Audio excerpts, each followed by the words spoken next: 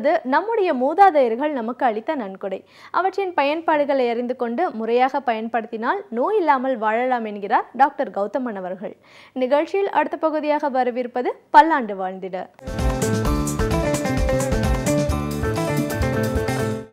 அன்பான கலைஞர் தொலைக்காட்சி நேயர்களுக்கு என்னுடைய இனிமையான காலை வணக்கங்கள். இன்றைக்கு நிறைய பெண் குழந்தைகளை பார்க்கும்போது அவர்களுடைய உருவ அமைப்புகள் நம்மை பயமுறுத்துவதாக இருக்கிறத பார்க்குறோம். என்ன காரணம்னு கேட்டால் தைராய்டு நோய் வந்து விட்டது, குழந்தையுடைய எடை ஒரு வருடத்திலேயே 10 கிலோ அளவுக்கு கூடிவிட்டதுன்னு சொல்லப்படுறதையும், மாத விலக்குகளில் ஏற்படுகின்ற கோளாறுகள், மெனோபாஸுக்கு பிறகு ஏற்படுகின்ற கோளாறுகள், சில நேரங்களில் கருமுட்டை பையில் கருப்பையில் ஏற்படுகின்ற பாதிப்புகளால் ஏற்படுகின்ற கோளாறுகள் உடல் எடையை பெரிதாக்கி விடுவதை பார்க்க முடியும். அது மட்டுமல்ல, நாளமிலா சுரப்பிகளுடைய செயல் குறைபாடுகள் அப்படிங்கிறது இன்றைக்கு நம்ம யாருடைய உடல் ஆரோக்கியத்தை வேண்டுமானாலும் தலைகீழாக மாற்றிவிடக்கூடிய ஒரு தன்மை இருக்கிறத பார்க்குறோம். ஒரு காலத்தில் பெண்களுக்கு மட்டும்தான் தைராய்டு சம்பந்தப்பட்ட கோளாறுகள் அதிகமாக இருந்ததை பார்த்தோம். ஆனால் இன்றைக்கு சரிசமமாக 100 ஆண்களில் குறைந்தது 60 ஆண்களாவது இன்றைக்கு தைராய்டுக்கான மாத்திரைகளை எடுத்துக்கொள்ள வேண்டிய ஒரு தேவை இருக்கிறதையும் நம்ம பார்க்குறோம். ஸோ இது சம்பந்தப்பட்ட பிரச்சனைகளை குறைக்க வேண்டும், இது சம்பந்தப்பட்ட பிரச்சனைகளை குணப்படுத்தி கொள்ள வேண்டும் அப்படின்னு வரும்போது நமக்கு உதவி செய்கின்ற மிகப்பெரிய அருமருந்து எது அப்படின்னு கேட்டிங்கன்னா மந்தாரை மரம் தான். பொதுவாக அந்த மந்தாரை மரத்தை பொறுத்தவரையில் நம்ம எல்லாருக்கும் தெரியும், நாட்டு மருந்து கடைகள்லேயும் கிடைக்கக்கூடிய விலைமலிவான ஒரு மூலிகை அப்படின்னு சொல்லலாம். வெண்மை நிறமான பூக்கள், ஊதா நிறமான பூக்கள், சில நேரங்களில் சிகப்பு நிறமான பூக்களை கூட கொண்டிருக்கக்கூடிய ஒரு மூலிகை. வறண்ட பூமிகளில், களிமண் பூமிகளில், நிறைய இடங்களில், களத்து மேடுகள்லாம் நம்ம பார்க்கக்கூடிய ஒரு மூலிகையாக இந்த மந்தாரை இருக்கிறத நம்ம பார்க்குறோம். மந்தாரையை பொறுத்தவரையிலும் பார்த்திங்கன்னா இன்றைக்கு தைராய்டு நோயை குணப்படுத்தக்கூடிய, தைராய்டு நோயில் இருக்கக்கூடிய எல்லா விதமான பக்க விளைவுகளையும் குணப்படுத்தக்கூடிய அழகான ஒரு அருமருந்துன்னு சொல்லலாம். இன்றைக்கு தைராய்டு நோயின்னு வரும்போது ஒரு பெரிய பிரச்சனை இருக்கிறத நம்ம பார்க்கணும். இப்போ ஒருத்தர் திடீர்னு எடை கூடுறாங்க, மருத்துவர்கிட்ட போகிறோம், இரத்த பரிசோதனை செய்கிறோம், தைராய்டு நோய் இருக்குமா, இந்த மருந்துகளை சாப்பிடுங்கன்னு கொடுக்கப்படுறத சாப்பிட்றோம். மருந்துகளை சாப்பிட்றோம், மற்ற விஷயங்கள் சரியாகுது, ஆனால் எடை குறைகிறதா இல்லை, மனதில் இருக்கக்கூடிய மாற்றங்கள் குறைகிறதா இல்லை, தலைமுடி கொட்டுவது குறைவதா இல்லை, உடலுடைய வறட்டுத்தன்மை குறைந்து போகிறதா இல்லை, மலச்சிக்கல் தூக்கமின்மை குறைகிறதா இல்லை. தைராய்டு அதிகமாகும் போதோ அல்லது குறைந்து போகும்போதோ அது உருவாக்கக்கூடிய பக்க விளைவுகள் பெரும்பாலும் மாற்றமடையாமலே இருக்கிறத நம்ம பார்க்குறோம். ஆனால் ரத்தத்தை ஒவ்வொரு 3 மாதத்திற்கு ஒரு முறை பரிசோதனை செய்யும் போதும் அளவுகள் சரியாக இருக்குது, உங்கள் உடம்புல ஒன்றும் பிரச்சனை இல்லை, இதுதான் சொல்லப்படுறதை பார்க்குறோம். அதனால தான் நவீன மருத்துவத்தில் இன்றைக்கு தைராய்டு நோய்க்காக கொடுக்கக்கூடிய சிகிச்சை ஒரு முழுமை பெற்ற சிகிச்சையாக இல்லாமல் அந்த நோயுடைய எல்லா பக்க விளைவுகளையும் அதிகப்படுத்தி கடைசியில் இதய பாதிப்புன்னு சொல்லக்கூடிய அகாலமாக ஏற்படக்கூடிய மாரடைப்புகளுக்கு ஒரு பெரிய காரணமாக இருக்கிறத பார்க்குறோம். தைராய்டு நோயை தீர்க்கக்கூடிய வழிமுறைகள் வரும்போது முதல்ல நம்ம செய்ய வேண்டியது இந்த மந்தாரை மரப்பட்டையிலிருந்து எடுக்கக்கூடிய கஷாயத்தை 3 வேளை உணவுக்கு முன்பு எடுத்துக்கொள்ளக்கூடிய ஒரு பழக்கத்தை கொண்டு வரணும். ஒரு 20 கிராம் அளவுக்கு சூரணத்தை எடுத்து 1 லிட்டர் அளவுக்கு தண்ணீரில் இட்டு நன்றாக கொதிக்க வைத்து 300 மில்லியாக குறைத்து காலை ஒரு வேளை உணவுக்கு முன்பு, இரவு ஒரு வேளை உணவுக்கு முன்பு, முடிந்தால் மதியம் ஒரு வேளை உணவுக்கு முன்புங்கிற மாதிரி ஒரு 100 நாட்கள் தொடர்ந்து சாப்பிடுங்க. சாப்பிடும்போது உடலுடைய எடையில் மாற்றம், தலைமுடி கொட்டுவதில் மாற்றம், உடல் சுறுசுறுப்பில் மாற்றம், தூக்கமின்மையில் மாற்றம், மனதில் இருக்கக்கூடிய எரிச்சலான அல்லது சோம்பலான மனநிலையில் மிகப்பெரிய மாற்றம் இதெல்லாம் ஏற்படுவதை நம்ம பார்க்க முடியும். இது ஏற்பட பார்த்திங்கன்னா உடலில் ஆரோக்கியத்தில் மிகப்பெரிய முன்னேற்றம் ஏற்பட்டு விடுவதை நம்ம பார்க்க முடியும். அதன் பிறகு போய் மருத்துவ பரிசோதனை, நீங்கள் ரத்த பரிசோதனை செய்து பார்த்தீங்கன்னா நிச்சயமாக தைராய்டு லெவலில் நல்ல மாற்றங்கள் இருப்பதை நம்ம பார்க்க முடியும். தேவைப்பட்டால் இந்த மந்தாரையிலிருந்து மரப்பட்டையிலிருந்து எடுக்கக்கூடிய அந்த ஒரு கஷாயத்தை ஒரு மூலிகை தேநீராக காலை ஒரு வேளை இரவு ஒரு வேளை சாப்பிட்டு கொண்டிருந்தாலே உடலுடைய ஆரோக்கியத்தில் மிகப்பெரிய முன்னேற்றம் ஏற்படுவதை பார்க்க முடியும். இரண்டாவது பார்த்திங்கன்னா இன்றைக்கு நிறைய பேருக்கு ஏற்படக்கூடிய ஒரு பாதிப்பு, இந்த கழுத்து பகுதியிலலாம் சிறு சிறு கட்டிகள் இருக்கிறத பார்க்க முடியும். அடிக்கடி இருமல் வருது, அடிக்கடி சளி பிடிக்குது, பசி இல்லாமல் இருக்குது, உடம்பு எடை குறையுது, மூட்டுகள்லாம் வலி வருது, மன அழுத்தம் கடுமையாக இருக்குது, என்ன பண்ணுறதுனே தெரியல. நிறைய பெண்கள் இந்த கம்ப்ளைண்ட்ஸோடு வருவதை பார்த்துருக்கேன். உடம்பில் இருக்க எல்லா பரிசோதனையும் நீங்கள் ஸ்கேன் பண்ணுங்கள், நீங்கள் ரத்த பரிசோதனை செய்துங்க, ஃபிசிக்கல் எக்ஸாமினேஷன் எது பண்ணாலும் நார்மலாக இருக்குது. ஆனாலும் இது ஒரு பெரிய பிரச்சனையாக இருக்குது, என்ன பண்ணுறது அப்படிங்கிற ஒரு கேள்வி பெரும்பாலும் கேட்கக்கூடிய ஒரு கேள்வி. இதை குறைத்து உடலை குணப்படுத்தக்கூடிய அழகான ஒரு அருமருந்து எது தெரியுமா? மந்தாரை தான். உடலில் இருக்கக்கூடிய நிணநீர் சுரப்பிகளில் ஏற்படுகின்ற பிரச்சனைகளையும், உடலில் இருக்கக்கூடிய நோய் எதிர்ப்பு சக்தி நாளமிலா சுரப்பிகளில் ஏற்படுகின்ற பிரச்சனைகளையும் மாற்றக்கூடிய அழகான மருந்து மந்தாரை தான். நிணநீர் சுரப்பி லிம்ப் கிளாண்ட்ஸ்ன்னு சொல்லுவோம். நாளமிலா சுரப்பிகள் உடம்பில் இருக்கக்கூடிய ஹார்மோன்களுடைய செக்ரீஷன் பண்ணக்கூடிய உறுப்புகள்.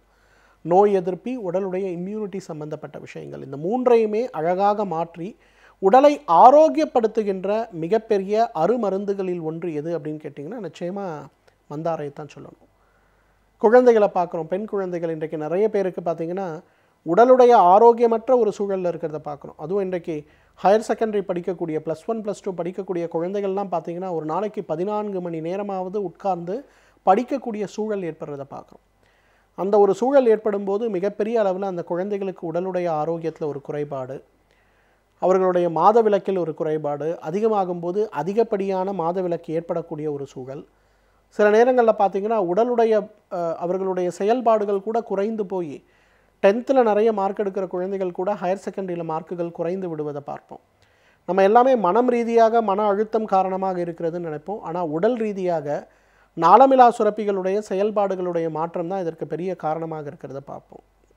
இதை குறைக்கக்கூடிய, குணப்படுத்தக்கூடிய அழகான அருமருந்து எது? நிச்சயமாக பார்த்திங்கன்னா நம்முடைய மந்தாரை தான். மந்தாரையிலேருந்து எடுக்கக்கூடிய அந்த கஷாயம், அதாவது ஒரு 200 மில்லி அளவுக்கு தண்ணீர் எடுத்து ஒரு தேக்கரண்டி அந்த பொடியை இட்டு நன்றாக கொதிக்க வைத்து 100 மில்லியாக குறைத்து வடிகட்டி சிறிதளவு பனங்கற்கண்டு அல்லது தேன் கலந்து காலை ஒரு முறை உணவுக்கு முன்பு, இரவு ஒரு முறை உணவுக்கு முன்புங்கிற மாதிரி ஒரு 3 மாத காலம் அந்த குழந்தைகளுக்கு கொடுங்க. உடல் சுறுசுறுப்பு, நல்ல தூக்கம், ஆழ்ந்த தூக்கம் இருக்கும். அதனால் காலையில் எழுந்திருக்கும் போதே ஃப்ரெஷ்ஷாக இருப்பாங்க. இந்த மாதிரி விஷயங்களில் நல்ல மாற்றங்கள் ஏற்பட்டு அந்த குழந்தைகளுடைய ஆரோக்கியத்தில் படிப்படியாக நல்ல முன்னேற்றம் ஏற்பட்டு விடுவதை நம்ம பார்க்க முடியும். எனவே நேயர்களே, மந்தாரை தைராய்டு நோயை குணப்படுத்த மட்டுமல்ல, தைராய்டு நோயினால் ஏற்படுகின்ற எல்லா பக்க விளைவுகளையும் குணப்படுத்தக்கூடிய அழகான ஒரு அருமருந்து. தகுந்த மருத்துவ ஆலோசனையின் பேரில் சரியான முறையில் இதை ஒரு மருந்தாக பயன்படுத்தி வந்தாலே நம்மாலும் பல்லாண்டு காலம் ஆரோக்கியமாக வாழ்ந்திட முடியும். எழுத்தாளர் மனுஷபுத்திரன் அவர்கள் இன்றைக்கும் ஒரு சமூக பிரச்சனையை நம் கண்முன் வைத்து அவற்றை நாம் எவ்வாறு எதிர்கொள்ள வேண்டும் என்பதை பற்றியும் பேச வந்திருக்கிறார். அவற்றை கவனிக்கலாம். நிகழ்ச்சியில் அடுத்த பகுதியாக வரவிருப்பது தீதும் நன்றும்.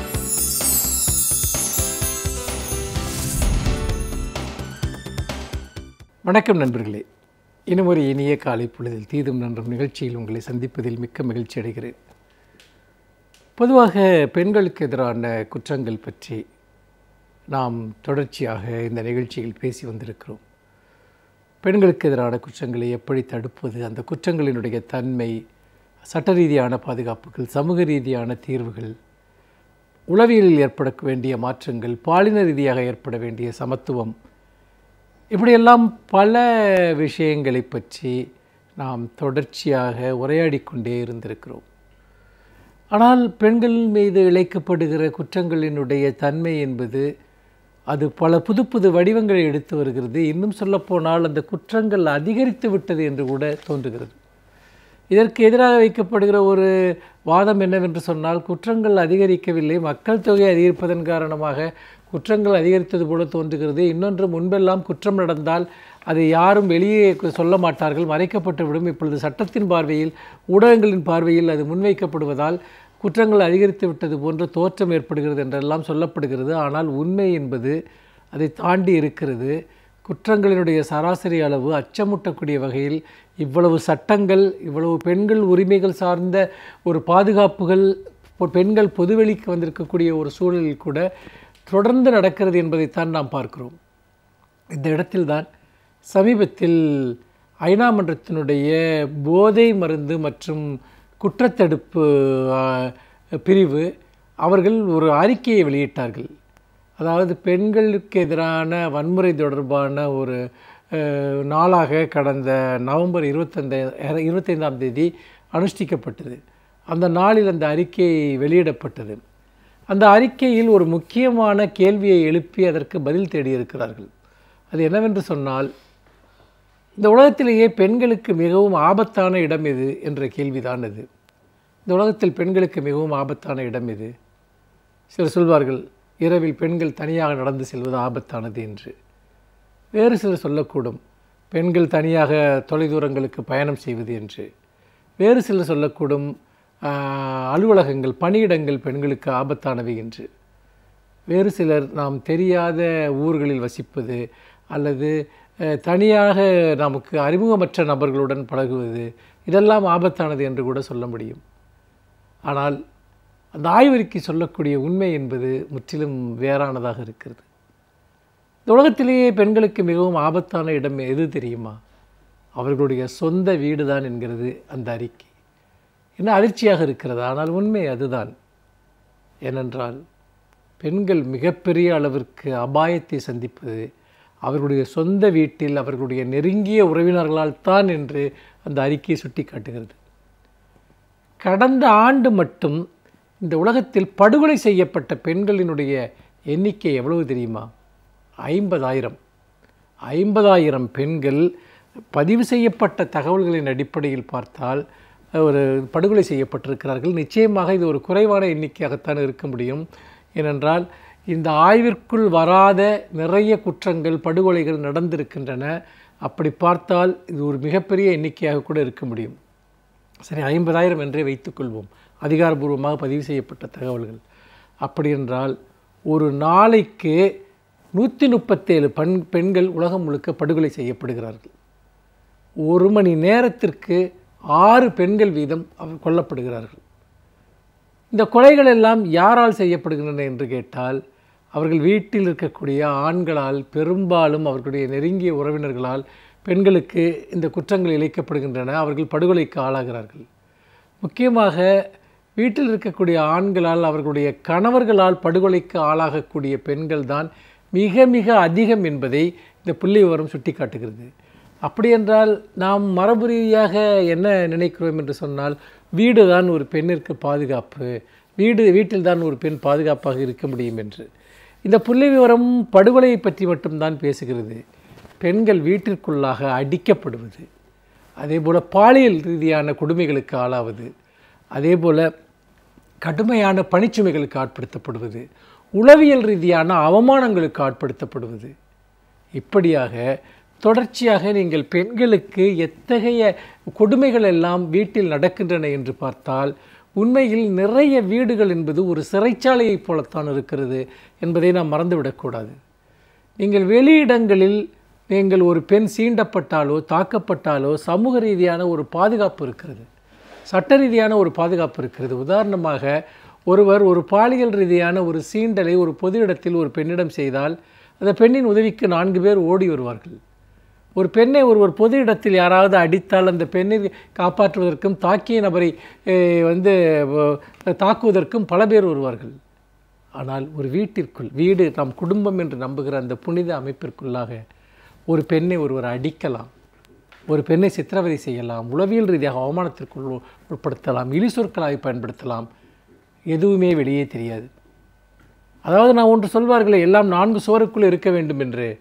அப்படி 4 சுவருக்குள் கிட்டத்தட்ட ஒரு சிறைச்சாலைகளில் ஒரு லாக்கப்பில் அல்லது ஒரு சிறை கம்பிகளுக்கு பின்னால் கைதிகளுக்கு நடப்பது எப்படி வெளியே தெரியாதோ அப்படித்தான் நாம் குடும்ப அமைப்பும் இருக்கிறது. கொலை என்பது ஒரு மிகப்பெரிய விஷயம், மறைக்க முடியாத விஷயம் என்பதன் காரணமாக சட்டத்தின் பார்வைக்கு அது வருகிறது. ஆனால் பெண்கள் வாங்குகிற உளவியல் ரீதியான சித்திரவதைகள், பெண்கள் படுகிற உளவியல் ரீதியான சித்திரவதைகள், உடல் காயங்கள், அவமானங்கள், இப்படி எந்த விஷயமும், பாலியல் சித்திரவதைகள், இது எதுவுமே எங்கும் பதிவாவது கிடையாது.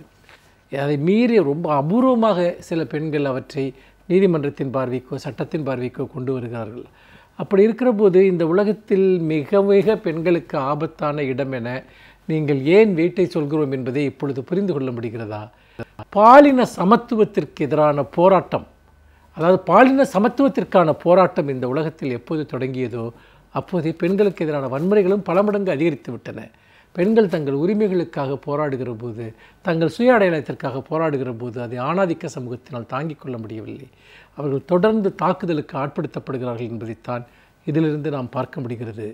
இது உண்மையில் பெண்கள் உரிமைக்காக போராடுகிற ஒரு காலகட்டத்தில் அதை ஒடுக்குகிற வன்முறைகளும் அதிகரிக்கின்றன என்பதைத்தான் பார்க்க முடிகிறது.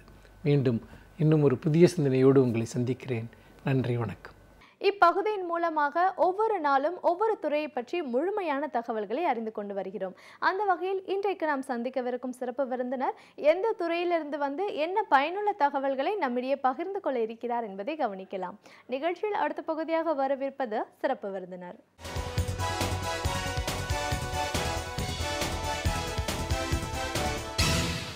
வணக்கம் நேயர்களே, விடியலேவா நிகழ்ச்சியின் சிறப்பு விருந்தினருக்கான நேரம் இது. இன்றைய சிறப்பு விருந்தினர் தொழில் முனைவோருக்கான ஆலோசகர் டாக்டர் ஃபென்னா சுபாஷ்.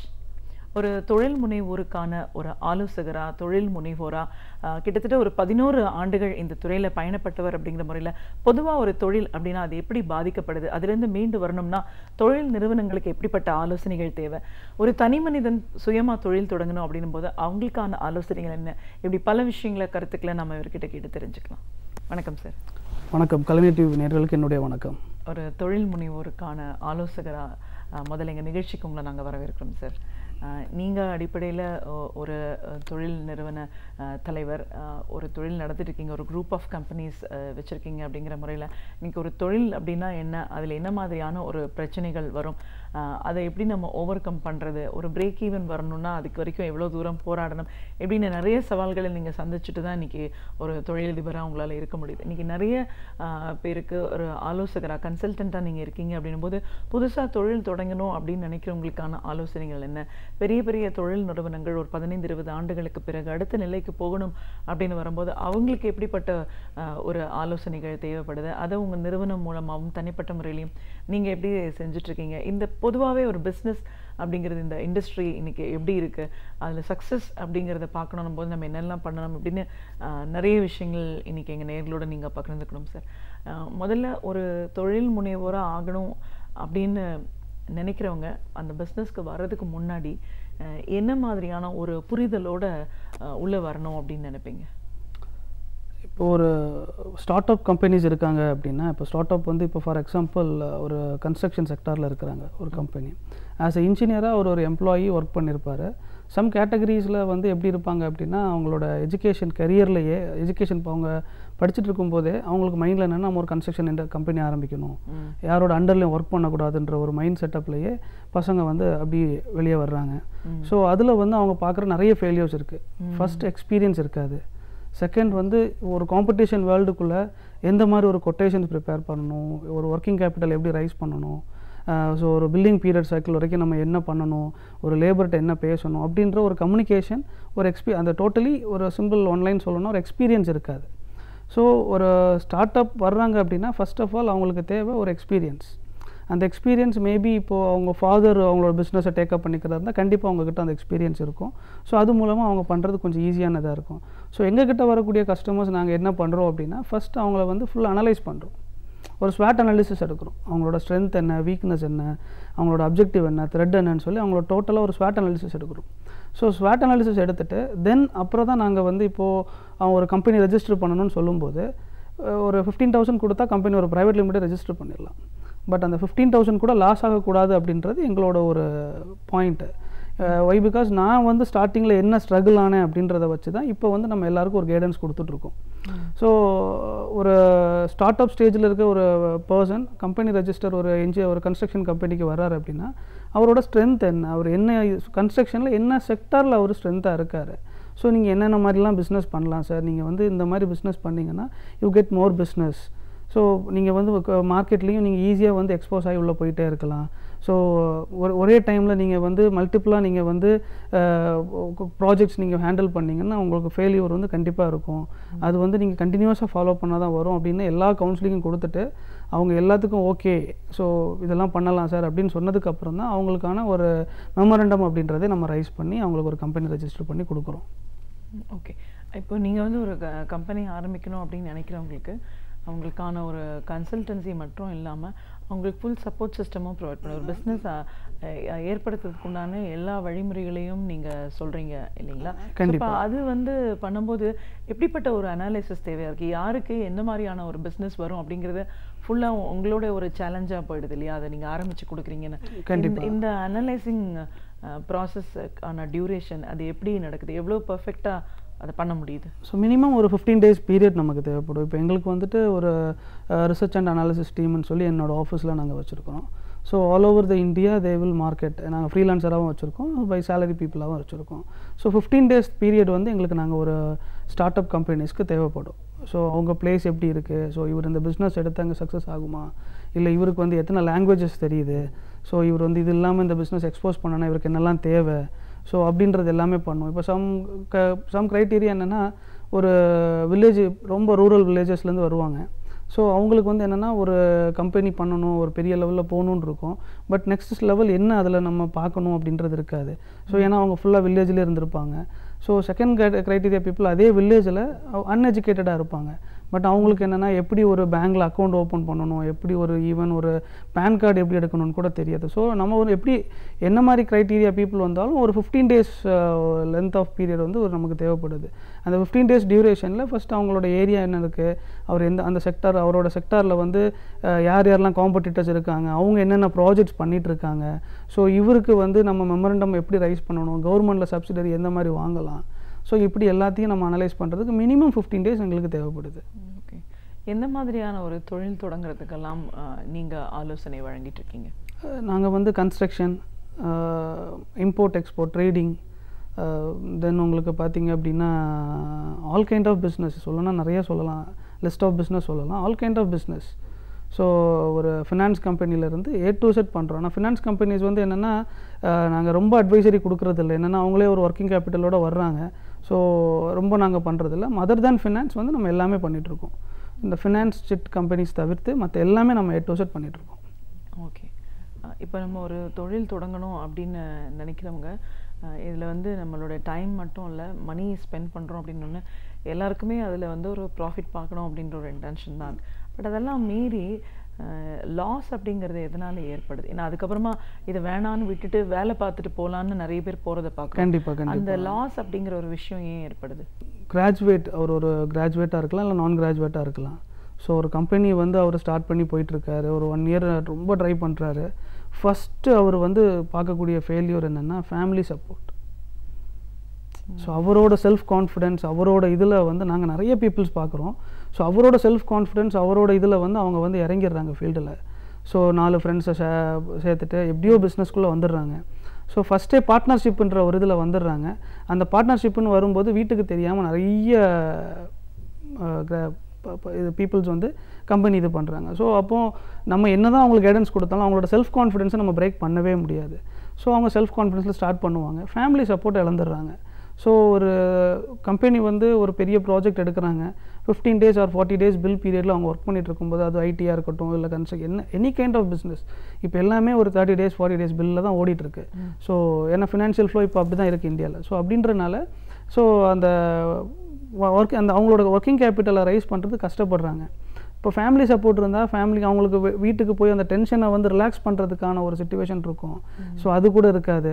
ஸோ இந்த மாதிரிப்பட்ட ஒரு இது தான் ஃபஸ்ட்டு ரீசன். செகண்ட் வந்து என்ன அப்படின்னா, ஒரு பிஸ்னஸ் ஆரம்பித்து அவங்க ஒரு 2 ப்ராஜெக்ட் சக்ஸஸ் பண்ணுவாங்க, 3rd ப்ராஜெக்ட் கொஞ்சம் லத்தாஜிக் ஆகிடுறாங்க. லத்தாஜிக் ஆகிட்டு என்ன பண்ணுறாங்க அப்படின்னா, குவாலிட்டியில் சில விஷயத்தில் அவங்க காம்ப்ரமைஸ் ஆகிறாங்க. ஸோ என்னென்னா ஒரு 4 கம்பெனிஸ் வருவாங்க. ஸோ இவங்களுக்குன்னு ஒரு ஸ்டாண்டர்ட் குவாலிட்டி மெயின்டைன் பண்ணுவாங்க 2 ப்ராஜெக்ட்டில். 3rd ப்ராஜெக்ட் வந்து என்ன ஆயிருதுன்னா, based on the price customer கேட்பாங்க. எல்லா கஸ்டமருமே என்னென்னா ஒரு 1 ரூபி கம்மியாக இருக்காதா அப்படின்றது தான் கஸ்டமரோட தாட் இருக்கும். ஸோ அந்த கஸ்டமரோட தாட்டுக்கு ஏற்ற மாதிரி இவங்க இறங்கி போகும்போது இவங்க குவாலிட்டி வந்து ட்ராப் ஆகுது. ஸோ இன்னொரு கம்பெனி உள்ளே வரதுக்குள்ள சான்சஸை இவங்களே கொடுக்குறாங்க. ஸோ அடுத்த ப்ராஜெக்ட் கிடைக்காது. அதுக்குள்ளே என்ன பண்ணிடுறாங்கன்னா, இவங்க வந்துட்டு லாட் ஆஃப் கமிட்மெண்ட்ஸ் எடுத்துடுறாங்க. இன்கம் வந்து ஒரு 1 year or 2 years அவங்க வந்து அதை அனலைஸ் பண்ணி மந்த் ஆன் மந்த் நமக்கு என்ன பில் வருது, அதில் என்ன லாஸு ப்ராஃபிட் இருக்குன்றதை கால்குலேட் பண்ணாமல், ஸோ ஒரு பில்லு ரைஸ் ஆனதும் இவங்க வந்து என்ன பண்ணிடுறாங்கன்னா கொஞ்சம் கமிட்மெண்ட்ஸை ஜாஸ்தி பண்ணிடுறாங்க. ஸோ கமிட்மெண்ட்ஸை பர்சனல் கமிட்மெண்ட் எடுத்துடுறாங்க. ஸோ இது வந்து என்ன பண்ணுறேன், நான் நல்லா தான் ஒர்க் பண்ணுறேன், நான் டெய்லி மார்னிங் ஆஃபீஸ் போயிடுறேன், கஸ்டமரை ப்ராப்பராக ஃபாலோ பண்ணுறேன், எல்லாமே பண்ணுறேன், பட் எனக்கு ஏன் லாஸ் ஆச்சு, என்னால் இந்த ஸ்ட்ரெஸ்ஸை மெயின்டைன் பண்ண முடியலை. ஸோ அதுக்கப்புறம் ஆட்டோமேட்டிக்காக ஃபேமிலியில் ஒரு கன்ஃபியூஷன், ஃபேமிலி எல்லாமே ஒரு பெரிய ஒரு கிரெடிட்க்கு அவர் ஆளாயிருவார், கம்பெனியில் ஏதாவது ஒரு லைபிலிட்டியில் அது லாக் ஆயிரும். ஸோ இப்படி வரும்போது இதுலேருந்து அவரால் வந்து மெயின்டைன் பண்ணி வர முடியாது. ஸோ அந்த மாதிரி கஸ்டமர்ஸும் நம்ம என்ன பண்ணுறோன்னா, ஃபஸ்ட்டு அவங்கள வந்து கவுன்சிலிங் கொடுப்போம். நீங்கள் எப்படி ஆரம்பிச்சிங்க, ஸ்டார்டிங் ஸ்டேஜில் எந்த ஆடிட்டரை நீங்கள் கன்சல்ட் பண்ணீங்க, எந்த அட்வொகேட்டை நீங்கள் கன்சல்ட் பண்ணீங்க இதை பண்ணுறதுக்கு. ஸோ அவங்க சொல்கிற பதிலாம் அப்படியெல்லாம் இல்லை சார், நாங்கள் போனோம், காசு கொடுத்தோம், பண்ணோம், அப்படி தான் சொல்லுவாங்க. ஸோ இதெல்லாம் அனலைஸ் பண்ணிவிட்டு தான் நம்ம என்ன பண்ணுறோன்னா அடுத்த ஸ்டெப் அவங்களுக்கு வந்து உங்கள் ஒர்க்கிங் கேபிட்டல் ரைஸ் பண்ணால் நீங்கள் இந்த மாதிரி இருக்கணும், இன்னொரு 1 இயருக்கு உங்களுக்கு வந்து நீங்கள் வந்து இப்போ இருக்கிற சிச்சுவேஷன்ஸில் பார்த்தீங்கன்னா நிறைய யங்ஸ்டர்ஸ் ஒரு 20-21 ஏஜ்லேயே நிறைய கம்பெனிஸ் ஆரம்பிச்சு இப்போ எம்சிஏல பார்த்தீங்க அப்படின்னா ஸோ உங்களுக்கு வந்து ஒரு 15% ஆஃப் இது வந்து யங்ஸ்டர்ஸ் ஆரம்பிக்கிற கம்பெனி 2 இயர்ஸ்க்கு அப்புறம் அந்த கம்பெனி வந்து ஃபாலோ அப் இல்லை, ஆர்ஓசி கூட ரினிவல் பண்ணலை. எம்சிஏவோட report, so ministry of corporate அஃபேர்ஸில் இருக்கிற ரிப்போர்ட்டு மினிமம் 15% ஆஃப் கம்பெனிஸ் வந்து அப் டு 20 to 25 ஏஜுக்குள்ளே ஆரம்பிக்கிறாங்க. ஸோ ஆஃப்டர் செகண்ட் இயர் மேலே ஆர்ஓசி கூட இதாகலை அப்படின்றது அவங்களோட ரிப்போர்ட்டு. ஸோ அதனால தான் இப்போது இருக்கிற கவர்மெண்ட் வந்து நிறைய ஸ்கீம்ஸ் கொண்டு வந்தாங்க. அதை எப்படி அதை மேனேஜ் பண்ணணும், எப்படி கொண்டு போகலாம் அப்படின்னு சொல்லி நிறைய ஸ்கீம்ஸ் எல்லாம் கொண்டு வந்தாங்க. ஸோ இதுதான் அவங்க ஃபஸ்ட்டு பார்க்குற ஃபெயிலியர். இது தவிர்த்து நிறைய இருக்குது காம்படிஷன்ஸு. ஸோ ப்ராப்பரான கொட்டேஷன்ஸ் கொடுக்காம, ஒரு மார்க்கெட் அனலைஸ் பண்ணாமல், என்ன மெட்டல் என்ன ரேட்டுன்னு அனலைஸ் பண்ணாமல் அவங்க கொடுக்கக்கூடிய ஒரு கொட்டேஷன்ஸில் கூட நிறைய லாஸஸ் வருது. இவ்வளோ நல்ல சக்ஸஸாக பிஸ்னஸ் பண்ணிகிட்ருக்கிற ஒரு கம்பெனி சடனாக அப்படி ஒரு சிக் ஆகிறதுக்கான வாய்ப்புகள் என்னெல்லாம் இருக்கலாம்? சடனாக சிக்காகிறதுக்கான வாய்ப்புகள் என்னெல்லாம் இருக்கலாம் அப்படின்னா, ஸோ ஒரு கம்பெனி வந்துட்டு ஒரு ப்ராஜெக்ட் எடுக்கிறாங்க, ஒரு ஐடி கம்பெனியாக இருக்கலாம். ஃபஸ்ட்டு ஒரு ப்ராஜெக்ட் எடுக்கிறாங்க, எம்ப்ளாயீஸ் வந்து ஒரு 10 to 20 எம்ப்ளாயீஸ் ரெக்ரூட் பண்ணி எடுக்கிறாங்க. ஸோ சடனாக அவங்களுக்கு என்ன வரும்னா அவங்களோட கம்பெனி ஆப்ரேஷன்ஸ் மேனேஜர் சம்திங் அவங்க வந்து என்னென்னா அவங்களோட டார்கெட்டுக்காக ஒரு 4-5 ப்ராஜெக்ட்ஸ் அவங்க என்ன பண்ணாங்கன்னா கான்ட்ராக்ட் சைன் பண்ணிடுறாங்க. ஸோ அப்படி பண்ணும்போது இவங்களுக்கு வந்து கரெக்டான ஒரு டெலிவரி கொடுக்க முடியாத ஒரு சிச்சுவேஷன்ஸ் போயிடுது. ஸோ சிச்சுவேஷன் போகும்போது இவங்க என்ன பண்ணுறாங்க அப்படின்னா கம்பெனிஸ் எல்லாருமே ஒரு 10 to 20% ஆஃப் ஒர்க்கை பண்ணிடுறாங்க அவங்களோட கேபிட்டல் போட்டு. சில கம்பெனிஸ் 50% வரைக்கும் அவங்க முடிச்சிடுறாங்க. முடிச்சுட்டு என்ன பண்ண முடியலன்னா அவங்களால அடுத்த லெவல் கண்டினியூ பண்ண முடியாமல் நிறைய ப்ராஜெக்ட்ஸ் அப்படி தான் நிற்கிது. நிறைய கம்பெனிஸோட ஒர்க் அப்படி தான் நிற்கிது. அப்படி ஆட்டோமேட்டிக்காக அந்த கேபிட்டல் ஃபுல்லாக உள்ள டம்ப் ஆகும்போது ஸோ ஒரு ஒர்க்கை முடித்தா தான் கம்பெனிட்டேருந்து இன்னொரு கிளைண்ட்டுலேருந்து நீங்கள் வந்து பேமெண்ட்டுன்றதே வாங்க முடியும். ஸோ இப்படி முடிக்காமல் என்ன பண்ணுறாங்கன்னா ஸோ இப்போ வந்து எல்லா கம்பெனியும் டார்கெட் அப்படின்ற ஒரு விஷயத்தை வந்து லைன் பண்ணி கொடுத்துட்றாங்க. ஒரு பாட்டம் லைனில் இருக்க எம்ப்ளாயிலேருந்து டாப் லெவலில் இருக்க எம்ப்ளாயீஸ் வரைக்கும் அவங்களுக்கு டார்கெட்டுன்றது மஸ்ட்டு. ஸோ இந்த டார்கெட்டை ஃபிக்ஸ் பண்ணும்போது கரெக்டான அவங்க ப்ரீத் பண்ணி அவங்க ஃபுட் எடுத்துக்கிற மாதிரிப்பட்ட ஒரு டார்கெட் கொடுத்தா கம்பெனிஸோட கேபிட்டலும் என்ன இருக்குதுன்னு அவங்க அனலைஸ் பண்ணி டார்கெட் கொடுத்தாங்கன்னா கண்டிப்பாக சக்ஸஸ் தான். ஸோ இவங்க என்னென்னா 10 ப்ராஜெக்ட் எனக்கு இந்த மந்த் எடுக்கணும், பட் என்ன வேல்யூன்னு சொல்கிறதில்ல. ஸோ பீப்புள் என்ன பண்ணிடுறாங்க, எம்ப்ளாயி போயிட்டு ஏதோ வேல்யூவில் எடுத்துகிட்டு நம்ம வந்து இந்த மந்த்து சேலரி வராமல் இருந்துடக்கூடாது அப்படின்னு சொல்லி இவங்க எடுத்துடுறாங்க. ஸோ எடுக்கும்போது ஆட்டோமேட்டிக்காக கம்பெனி ஒரு 10%, 20%, 50% இந்த பீரியடில் கேன்சல் ஆகிடுது ப்ராஜெக்ட் ஆட்டோமேட்டிக்காக. சார் இது ஏதோ ஒரு சிச்சுவேஷனில் ஆட்டோமேட்டிக்காக அப்புறம் அந்த கம்பெனி என்ன ஆகுதுன்னா என்ன லெவல் க்ரோத்தில் இருந்துச்சோ கொஞ்சம் ஸ்டெப் பை ஸ்டெப்பாக கீழே வருது. இதுதான் மெயின் ரீசன். ஸோ நான் அனலைஸ் பண்ணி நான் இப்போ நிறைய கம்பெனிஸ் பார்க்குறேன் இல்லையா, பார்க்குறத பொறுத்தளவில் என்னோடய பாயிண்ட் ஆஃப் வியூவில் இதுதான் மெயின் ரீசன்.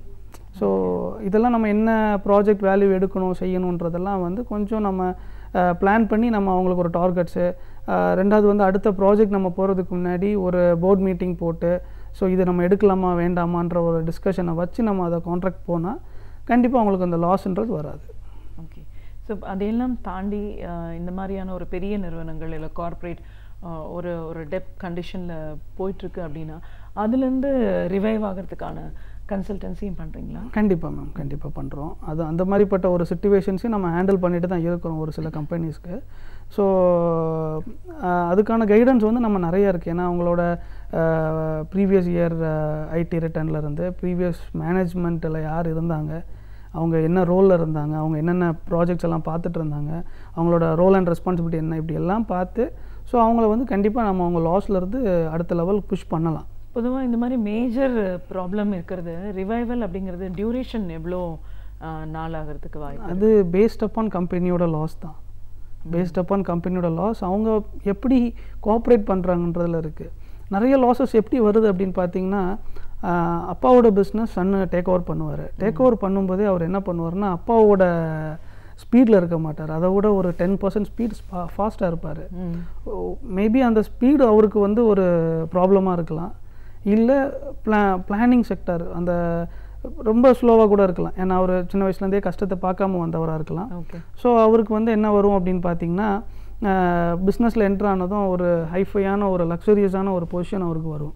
ஸோ வரும்போது அவர் என்ன பண்ணுவாருன்னா அந்த பிஸ்னஸ் எப்படி பண்ணுறோன்னு இருக்காது, எம்ப்ளாயீஸை மட்டும்தான் என்ன பண்ணுவாங்கன்னா புஷ் பண்ணுவாங்க. இது ஒரு மேஜர் ஃபேக்டர் இந்த லாஸ் அப்படின்றதுல. அதில் ஸோ எம்ப்ளாயீஸை புஷ் பண்ணி ஏன்னா அவங்களுக்கு வந்து இந்த ஒரு கண்டிஷன்ஸில் ஒர்க் பண்ணி அவங்களுக்கு அந்த அப்படியே பழகிருப்பாங்க.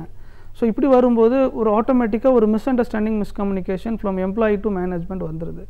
இதுதான் நிறைய கம்பெனிஸ் ஒரு 20 years 50 years கம்பெனிஸ் லாஸ் பார்க்குறதுக்கான main reason. So top level employees வந்து எப்போ அந்த மேனேஜ்மெண்ட்லேருந்து வெளியே போகிறாங்களோ அப்போவே கான்ட்ராக்ட்ஸ் வந்து ஷஃபில் ஆக ஆரம்பிச்சிடும், ப்ராஜெக்ட் ஃப்ளிட் ஆயிரும். ஸோ அது எவ்வளோ பெரிய நிறுவனமாக இருந்தாலும் சரி. ஸோ அப்போ அந்த கம்பெனி இவ்வளோ நாள் இந்த கம்பெனி பண்ணிட்டு இருந்த ப்ராஜெக்ட் இன்னொரு கம்பெனி பண்ணக்கூடிய சுச்சுவேஷன்ஸ் ஆட்டோமேட்டிக்காக நம்மளே கொடுத்துருவோம். ஸோ இதுதான் மெயின் ரீசன். ஒரு நல்ல ஒரு பிஸ்னஸ் பர்சன் அப்படின்றவங்க இந்த மாதிரியான ஒரு இதுக்கு சேலஞ்சிங்காக ஒரு கரியரில் ஒரு மிடில் மேனேஜ்மெண்ட் லெவலில் உள்ளுக்குள்ளே ஒரு ஆர்கனைசேஷனில் போகும்போது அவங்க கவனத்தில் வச்சுக்க வேண்டிய விஷயம் என்ன?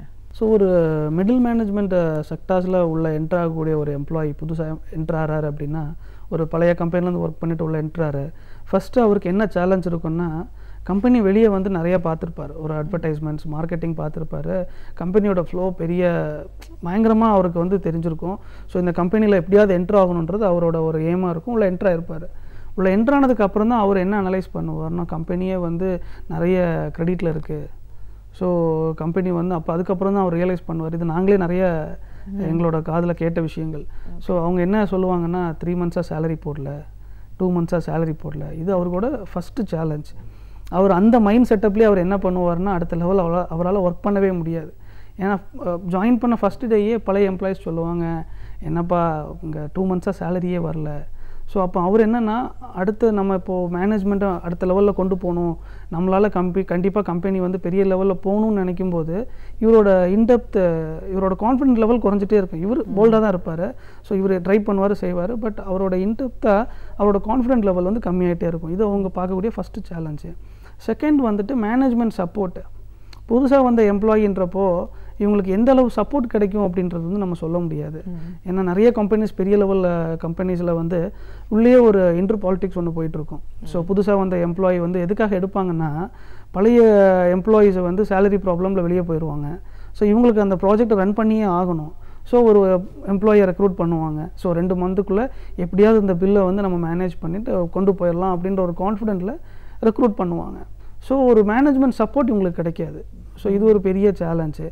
அதையும் தாண்டி இவங்களோட ஒரு பெர்ஃபார்மன்ஸ் லெவல் நல்லா இருக்குது, எல்லாம் ஓகே, ஸோ அந்த கேண்டிடேட் வந்து நல்லா பண்ணுறாரு இந்த எம்ப்ளாயி அப்படின்ற மாதிரி வரும்போது, ஸோ இவர் ஃபீல்டில் போய் சொல்லும்போது, இந்த கம்பெனியோட இதே சரியில்லைப்பா, மார்க்கெட்டில் இவர் வந்து நிறைய பிரச்சனைகளை சந்திக்க வேண்டிய சுச்சுவேஷன்ஸ் இருக்கும். மார்க்கெட் போனால் உங்கள் ப்ராடக்ட் வந்து ப்ராப்பராக வர்றதில்ல. ஸோ நாங்கள் வந்து இங்கே பாருங்கள், எங்களுக்கு ஆர்டர்ஸ் நிறையா இருக்கும், உங்கள் ப்ராடக்ட்ஸ் ப்ராப்பராக வர்றதில்ல. ஸோ நீங்கள் ப்ராப்பராக ஒரு விஷயத்தை வந்து எங்களுக்கு எக்ஸிக்யூட் பண்ணி டெலிவரி பண்ணலை. ஸோ இப்படின்ற ஒரு சுச்சுவேஷனுக்கு போவார். இதை போய் மேனேஜ்மெண்ட்டில் சொல்லவும் முடியாது. ஏன்னா ஆல்ரெடி அங்கே கிரெடிட்டில் இருக்கனால அவங்க சொல்லுவாங்க, இருக்கிறத வச்சு பண்ணுங்கள், இருக்கிறத வச்சு கரெக்டாக கொண்டு போங்க அப்படின்றோம். இது மாதிரி நிறைய ப்ராப்ளம்ஸ் இருக்குது. அவர் டே பை டே பண்ணுவார். ஸோ ஒரு ஈவன் ஒரு ட்ராவல் எக்ஸ்பென்சஸாக கூட இருக்கட்டும், அவருக்கு வந்து மேனேஜ்மெண்ட்லேருந்து சில மேனேஜ்மெண்ட்ஸ் வந்து ப்ராப்பரான ஒரு இது வந்து கொடுக்கறதில்ல. ட்ராவல் எக்ஸ்பென்சஸ் கூட ஒரு 10 days 15 daysக்கு அப்புறம் கிளைம் பண்ணிக்கோங்க அப்படின்ற மாதிரி கொடுத்துருவாங்க. ஸோ இந்த 15 days எல்லா சப்போர்ட்டும் இருந்தால் கண்டிப்பாக இவரால் வந்து அதை டேக்கிள் பண்ணி போக முடியும். சப்போர்ட்டு வந்து சின்ன சின்ன சப்போர்ட்ஸ் எதுவுமே இவருக்கு இல்லை அப்படின்றப்போ இவர் வந்து மன ரீதியாக நிறைய விஷயத்தில் இவர் வந்து அவரோட கான்ஃபிடென்ட்டை லூஸ் பண்ணிடுவார். ஸோ இவரோட பாடி மட்டும்தான் இருக்குமே தவிர சோல் வந்து ஆட்டோமேட்டிக்காக வீக் ஆயிரும். இதுதான் மேஜர் ஃபேக்டர். ஓகே, இப்போ நிறைய யங்ஸ்டர்ஸ் ஒரு பெரிய மேனேஜ்மெண்ட் MBA படிச்சிருப்பாங்க, இதெல்லாம் முடிச்சுட்டு ஒரு கம்பெனிக்குள்ளே போகிறாங்க அப்படின்னும்போது அவங்களுக்கான ஒரு எதிர்பார்ப்பு என்ன இருக்கும்? அதே மாதிரி கம்பெனி சைட்லேருந்தும் இவங்ககிட்டேருந்து ஒரு எதிர்பார்ப்புகள் இருக்கலாம். ஸோ இப்போ இந்த ரெண்டும் சரியான முறையில் போகும்போது தான் நம்ம ஒரு சக்ஸஸ். டெஃபினட்டாக அப்படி இருக்கும்போது இன்றைக்கி யங்ஸ்டர்ஸ் மத்தியில் ஒரு விகரஸ்னஸ் இருக்கலாம், எந்த அளவுக்கு அந்த சேலஞ்சஸ் அவங்க ஓவர் கம் பண்ண முடியும்? இப்போ யங்ஸ்டர்ஸ் அப்படின்னு இருக்கும்போது பிகினர்ஸ் இருக்கிறாங்க அப்படின்னா, பிகினஸில் வந்து நிறைய ப்ராப்ளம் வந்து கம்பெனி வந்து பிகினஸால் தான் நிறைய ப்ராப்ளம் தான் பார்க்குறாங்க. ஒரு MBA கிராஜுவேட் அப்படின்னா ஃபஸ்ட்டு அவங்க மார்க்கெட்டிங்குள்ளே போக மாட்டாங்க. MBAவில் வந்து அவங்க என்ன பண்ண மாட்டாங்கன்னா மார்க்கெட்டிங்குள்ளே போக மாட்டாங்க. ஃபினான்ஸில் இருப்பாங்க, HR ரெக்ரூட்மெண்ட்டில் இருப்பாங்க. பட் மார்க்கெட்டிங்கில் அவர் வந்து பெஸ்ட்டாக படிச்சிருப்பார், நல்ல ரேங்கை ஸ்கோர் பண்ணியிருப்பார். பட் ஃபீல்டில் போய் ஒர்க் பண்ணுறதுக்கு அவரால் முடியாது. ஸோ இப்போ டிஜிட்டல் மார்க்கெட்டிங் வந்துச்சு, நான் டிஜிட்டல் மார்க்கெட்டிங்கே பண்ணுறேன் சார், 1-to-1 எனக்கு வேண்டாம், ஸோ இப்படி இதை வந்து ஏதோ சொல்லி நம்ம பண்ணலாம் அப்படின்ற மாதிரி இருப்பார்.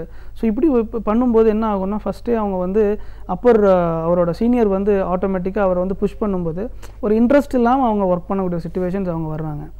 ஏன்னா காலேஜை மைண்டில் திங்க் பண்ணிக்கிட்டே அவங்க வர்றாங்க. ஸோ மார்னிங் 9 போனால் ஈவினிங் 4க்கு நம்ம போயிடலாம், ஈவினிங் 5க்கு நம்ம வந்து கிளம்பிடலாம் அப்படின்ற ஒரு செட்டப்பில். செகண்ட் வந்து ப்ராப்பரான ஃபுட் அவங்க எடுத்துக்க முடியாது. காலேஜ்னால் அப்படி இல்லை. ஸோ அவங்க ரொம்ப என்ஜாய் பண்ணியிருக்கக்கூடிய ஒரு லைஃப் இருக்கும். ஸோ ஒரு எம்ப்ளாய்மெண்ட்டுக்குள்ளே போனதுக்கப்புறம் அவங்களுக்கு அந்த ஃபுட்டு ப்ராப்பரான ஒரு இது அவங்களுக்கு இருக்காது. ஸோ இது எல்லாத்தையும் அவங்க தாண்டி ஓவர் கம் பண்ணும்போது ஒரு 10 days அவங்க இப்போ நான் பார்க்குற வரைக்கும் நிறைய கம்பெனிஸை பார்க்குறேன். நான் காதால் கேட்ட விஷயமும் அதுதான். ஸோ ஒரு 10 days வந்து அவங்க நிற்கிறதே பெரிய விஷயம். எம்ப்ளாய்மெண்ட் ஆப்பர்ச்சுனிட்டி இப்போ இருக்கிற சிச்சுவேஷன்ஸில் நிறைய இருக்குது நம்ம இந்தியாவில். ஓகே. ஸோ எம்ப்ளாயீஸ் தான் இல்லைன்றது தான் என்னோட கருத்து. அது இப்போது நிறைய சிவில் இன்ஜினியர்ஸ் எடுத்துக்கிட்டிங்கன்னா, சிவில் இன்ஜினியர்ஸ் வந்து பார்க்கக்கூடிய ப்ராப்ளமே அதுதான். மார்னிங் 7 to 8க்குள்ளே அவங்க சைட்டுக்குள்ளே என்டர் ஆகிறாங்க. ஈவினிங் சப்போஸ் நைட்டு 9 ஆகும், மேபி நைட் 1 o'clock 2 o'clock ஆகும். பட் இவங்க அங்கே இருக்கிறதில்ல. ஆட்டோமேட்டிக்காக கம்பெனி அங்கே ஒரு பெரிய லாஸை ஹேண்டில் பண்ணும். ஒரு காங்கிரீட் போர் பண்ணணும் அப்படின்னா காங்கிரீட் போர் பண்ணால் தான் அந்த கம்பெனிக்கு வந்து பில்லு. ஸோ அவங்க என்ன பண்ணுவாங்கன்னா, நைட்டு ஆஃப்டர் ஒரு 8க்கு மேலே தான் வெஹிக்கிள்ஸ் எல்லாமே கொஞ்சம் டிராஃபிக் கம்மியாகும். ஒரு 10-11க்கு மேலே தான் அந்த வெஹிக்கிள் உள்ளே என்ட்ரே ஆக முடியும். ஸோ அந்த டைமில் இந்த கன்ஸ்ட்ரக்ஷன் கம்பெனிஸ், லாஜிஸ்டிக்ஸ் கம்பெனிஸ் எல்லாம் பார்க்கக்கூடிய மேஜர் ப்ராப்ளம் இது தான். எம்ப்ளாயீஸ் ப்ராப்பராக இருக்க மாட்டாங்க. சார் நான் இதுக்கு இப்போ ஒர்க் பண்ணல சார், இதுக்கு நான் படிக்கலை சார், ஸோ நான் up to 5 வரை தான் இருப்பேன் சார். நம்ம கம்பெனிக்கு நம்ம உழைச்சி ஒர்க் பண்ணால் தான் கம்பெனி நமக்கு செய்வாங்க அப்படின்றது அவங்க மைண்டில் வைக்கிறது இல்லை. ஸோ அது அந்த காலேஜ் லைஃபே அவங்க வந்து இது பண்ணுறதுனால நிறைய ப்ராப்ளம்ஸ் அதனால கூட வருது. இப்போ ஒரு சக்ஸஸ்ஃபுல் பிஸ்னஸ் மேனாக வரணும், சேலஞ்சஸ் இருக்கும். பட் அதை ஓவர் கம் பண்ணுற தைரியம் இல்லாமல் நிறைய பேர் விட்டு போகிறத பார்க்குறோம். ஸோ இப்போ அதை ஓவர் கம் பண்ணி வரணும்னா அந்த ஃபெயிலியரை தாண்டி போகிறதுக்கு அவங்களுக்கு எப்படிப்பட்ட ஒரு ஆலோசனை தேவையாக இருக்குது? அவங்க சக்ஸஸ் அப்படின்ற ஒரு ஃபார்முலாவுக்கு அவங்க வரணும் அப்படின்னாலே கண்டினியூஸ் ஹார்ட் ஒர்க். ஒன் லைனில் சொல்லணும்னா அதுதான், கண்டினியூஸ் ஹார்ட் ஒர்க். ஸோ என்ன ஒரு லாஸ் வரட்டும், ஃபஸ்ட்டு இது ஒரு லாஸ் இல்லை, இதை நம்ம அசால்ட்டாக ஓவர் கம் பண்ணலாம், இது வந்து ஒரு விஷயமே இல்லை அப்படின்றத அவங்க இன்டெப்த்தாக அவங்க சோலுக்கு அவங்க சொன்னால் மட்டும்தான் அவங்களோட பாடியும் சோலும் சப்போர்ட் ஆகி அவங்க அடுத்த லெவல் போக முடியும். அவங்க ஃப்ரெண்ட்ஸாக இருக்கட்டும், ஃபேமிலியாக இருக்கட்டும், ஏன்டா இதை பண்ண, எதுக்கு இதை பண்ண, எதுக்கு இதை செஞ்ச, அப்புறம் உனக்கு நான் பிஸ்னஸே பண்ண வேண்டான்னு சொன்னேன், எதுக்கு நீ பிஸ்னஸில் போய் விழுந்த, பேசாமல் ஒரு கம்பெனியில் எம்ப்ளாயியாக இருந்திருக்கலாம், இப்படி நிறைய ஒரு ப்ராப்ளத்தை தாண்டி தான் அவங்க பிஸ்னஸ்க்குள்ளே வருவாங்க. வந்ததும் இதை மைண்டில் வச்சுட்டு அவங்க ஒர்க் பண்ணக்கூடாது. ஃபஸ்ட்டு இப்படி நம்ம ஃப்ரெண்டு சொன்னார், இப்படி நம்ம அம்மா சொன்னாங்க, என்னோடய மிஸ்ஸஸ் இப்படி சொன்னாங்க, ஸோ இதெல்லாம் மைண்டில் வச்சுட்டு அவங்க ஒர்க் பண்ணால் கண்டிப்பாக சக்ஸஸ்ன்ற ஒரு விஷயத்தை அச்சீவ் பண்ணவே முடியாது. ஏன்னா அவங்க மைண்டில் ஃபுல்லாக அதுதான் இருக்கும். அவங்களுக்கு பயந்து இவங்க ஒர்க் பண்ணிகிட்ருப்பாங்க, அவங்க பிஸ்னஸ் பண்ண மாட்டாங்க. அவங்களுக்கு பயந்து அவங்க கம்பெனியில் இவங்க ஒரு எம்ப்ளாயியாக ஒர்க் பண்ணிகிட்ருப்பாங்க ஃபஸ்ட்டு. ஸோ இவங்க ஒரு பிஸ்னஸ் மேனாக என்றைக்கு மாறுறாங்களோ அப்போ தான் அந்த ஃபார்முலாவை வந்து கரெக்டாக ஒர்க் அவுட் பண்ணி கொண்டு போகவே முடியும். செகண்ட் வந்து என்ன அப்படின்னு பார்த்தீங்கன்னா அவங்களோட ஆட்டிடியூட், தென் கமிட்மெண்ட். ஸோ யார்கிட்ட எப்படி இருக்கணும் அப்படின்ற ஒரு ஆட்டிடியூட் இருக்குது. பிஸ்னஸில் வந்து கஸ்டமர்கிட்ட வந்து நம்ம வந்து ஏதோ பேசுகிறோம் செய்கிறோம் அப்படின்னாலும் என்ன பேசுகிறோமோ அதை கரெக்டாக கண்டிப்பாக செய்யணும். ஸோ சிலவங்க வந்து ஒரு ப்ராஜெக்ட் எடுக்கும்போது நிறைய பேசுவாங்க, நான் அதை செஞ்சிருவேன் இதை செய்வேன் அப்படிம்பாங்க. பட் எக்ஸிக்யூஷன் பார்த்தா அங்கே ஒன்றுமே இருக்காது. எக்ஸிக்யூஷன் லெவலில் ஒன்றுமே இருக்காது. அதுக்கு நிறைய ப்ராப்ளம்ஸ் இருக்கலாம், எம்ப்ளாயி சப்போர்ட் இல்லாமல் இருக்கலாம், ஒர்க்கிங் இருக்கலாம். பட் எனி காஸ்ட் நம்ம அதை முடிச்சிருக்கோம் அப்படின்னா மட்டும்தான் சக்ஸஸ்ன்றது நெக்ஸ்ட் லெவலுக்கு போக முடியும். ஏன்னா ரெஃபரன்ஸ்ன்றது இந்த பீரியடில் ரொம்ப முக்கியம். யார் ஒரு ப்ராஜெக்ட் நம்ம பண்ணாலும் அந்த கஸ்டமர் வந்து பக்கத்தில் தான் கேட்பாங்க, சார் இந்த மாதிரி ஒரு ப்ராஜெக்ட் இருக்குது, அது கார்ப்பரேட் கம்பெனிஸாக இருந்தால் கூட, சார் இந்த மாதிரி ஒரு கம்பெனிக்கு நாங்கள் ப்ராஜெக்ட் கொடுக்குறோம், இந்த உங்ககிட்ட ஒர்க் பண்ணாங்கன்னு சொல்லி நான் கேள்விப்பட்டேன், உங்கள் ப்ராஜெக்டை ப்ராப்பராக கம்ப்ளீட் பண்ணாங்களா இப்படின்னு சொல்லி கேட்கும்போது அந்த ரெஃபரன்ஸ் வந்து ரொம்ப முக்கியம்.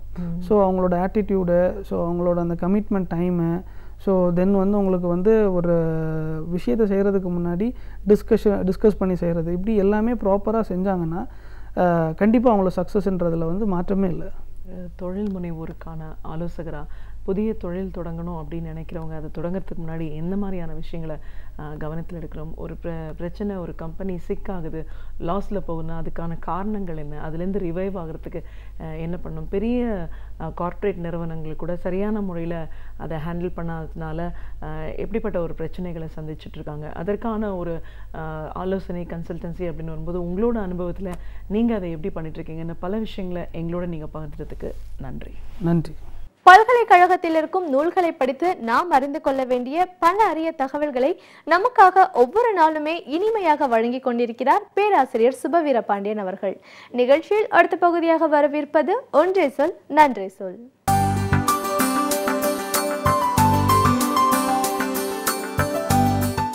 அனைவருக்கும் என் அன்பு வணக்கம். இன்னும் சில நாள்களில் வெளிவர இருக்கிற ஒரு புத்தகத்தை படிக்கிற வாய்ப்பு கிடைத்தது.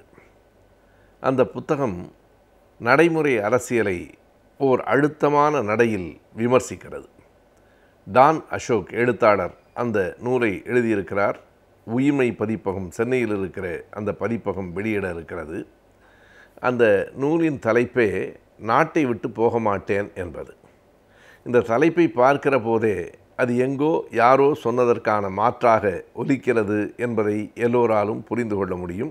நாட்டை விட்டு போக மாட்டேன் என்பது அந்த புத்தகத்தின் தலைப்பு.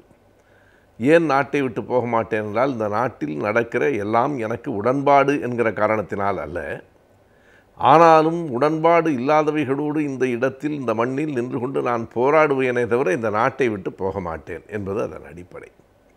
இங்கே நல்லவைகளும் நடக்கின்றன, அல்லவைகள் அதிகமாக நடக்கின்றன. எனவே அப்படி எல்லாம் நடந்தாலும் அவைகளோடு போராடுவேன் என்று சொன்னால் எவைகளோடு என்கிற கேள்வி வருகிறது. அதை பற்றி பல கட்டுரைகளில் அவர் எழுதியிருக்கிறார். அதில் ஒன்று தேவதாசி என்கிற ஒரு புனிதமான விபச்சாரம். அது விபச்சாரம்தான், ஆனால் அதற்கு ஒரு புனிதம் ஏற்றப்பட்டது. சமூகத்தில் நடக்கிற ஒரு செயல் அதுவே சமயம் சார்ந்து கோயிலுக்குள் நடக்குமானால் அதற்கு ஒரு புனிதம் வந்து சேர்ந்துவிடும் என்று ஒரு பொய்யாக போலியாக புனிதம் ஏற்றப்பட்டதே. அதை பற்றிய கட்டுரையை அவர் தந்திருக்கிறார். எப்போது இது தொடங்கிற்று என்றால், நாம் அறிந்த வரையில் வரலாற்றில் செப்பேடுகள் கல்வெட்டுகளினுடைய ஆய்வுகளை பொறுத்த அளவு நாம் மிகவும் போற்றி பாராட்டுகிற நம்முடைய ராஜராஜ சோழன் காலத்திலே தான் இது கூடுதலாக தொடங்கி இருக்கிறது. அதற்கான சான்றுகள் நிறைய கிடைத்திருக்கின்றன. அதை எப்படி பார்க்க வேண்டும் என்று டான் அசோக் மிக அழகாக நமக்கு எடுத்து காட்டுகிறார். பௌத்த மதம் தமிழகத்தை விட்டு மெல்ல மெல்ல மறைந்து கொண்டிருந்த நேரத்தில், சைவமும் வைணவமும் வளரத் தொடங்கிய நேரத்தில் இந்த தேவதாசி முறை இந்த மண்ணில் காலூன்றியது. இப்போது வரலாற்றை இப்படியும் பார்க்கலாம் என்று நமக்கு புரிகிறது. பொதுவாக நமக்கு பாடப்புத்தகங்கள் என்ன சொல்லும் என்றால், கிபி 11ஆம் நூற்றாண்டில் 9ஆம் நூற்றாண்டில் என்று ஆண்டு கணக்குகளை சொல்லும்.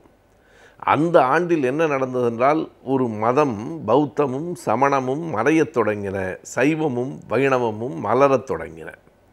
இது மதங்களின் வரலாறா சமூக வரலாறா? மதம் சார்ந்த சமூகத்தின் வரலாறு. எனவே அந்த பௌத்த மதம் மறைந்ததற்கு பிறகுதான் இங்கே கோயில்களில் தேவதாசிகளாக பெண்களை நேர்ந்து விடுவது என்கிற ஒரு பழக்கம் வந்தது. அந்த பெண்கள் யார் என்பதை அசோக் எழுதுகிறார். மிக பெரும்பான்மையாக புத்த பிக்குனிகளாக இருந்த பெண்களும் தாழ்த்தப்பட்ட மக்களாக இருந்த பெண்களும் தான் அந்த கோயில்களில் நேர்ந்து விடப்பட்டிருக்கிறார்கள். தஞ்சை பெரிய கோயிலில் மட்டும் 400 சிறுமிகள் அந்த பணிக்காக ஈடுபடுத்தப்பட்டிருக்கிறார்கள் என்கிற பல புள்ளி உரங்களை அவர் தருகிறார். எனவே அந்த தேவதாசிகளாக இருந்த பெண்கள் சின்னஞ்சிறு வயதிலேயே அப்படி ஆக்கப்பட்டு அவர்களினுடைய அனுபவங்கள் எத்தனை கொடூரமாக இருந்தன என்பதையெல்லாம் அவர் பதிவு செய்திருக்கிறார்.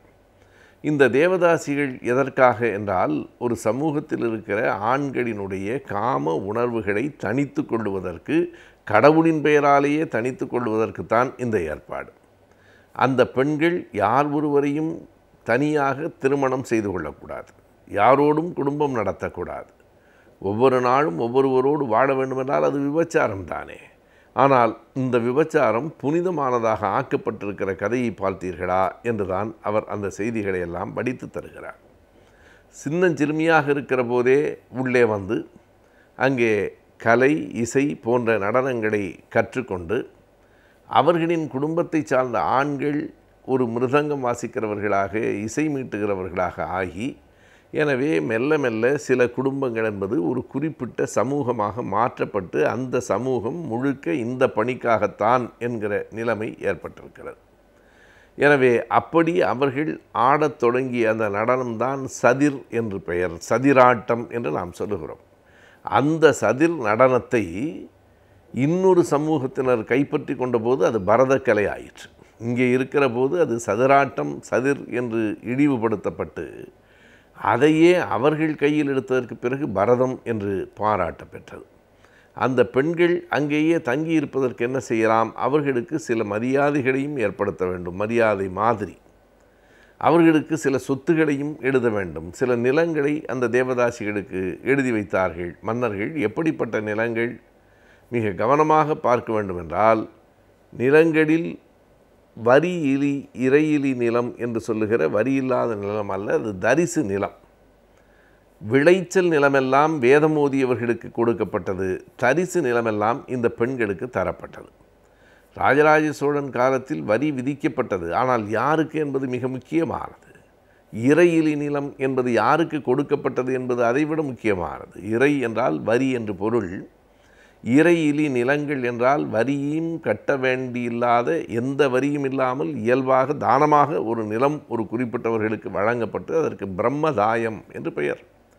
பிராமணர்களுக்கு உரிமையாக, தாயம் என்றால் உரிமை, அதுதான் பிற்காலத்தில் பிரம்மதேயம் என்று சொல்லப்பட்டது. அதுபோல 4 வேதங்களை படித்தவர்களுக்கு சதுர்வேதி மங்கலம் என்று ஊர்கள் நிலங்கள் அப்படியே அள்ளி கொடுக்கப்பட்டன.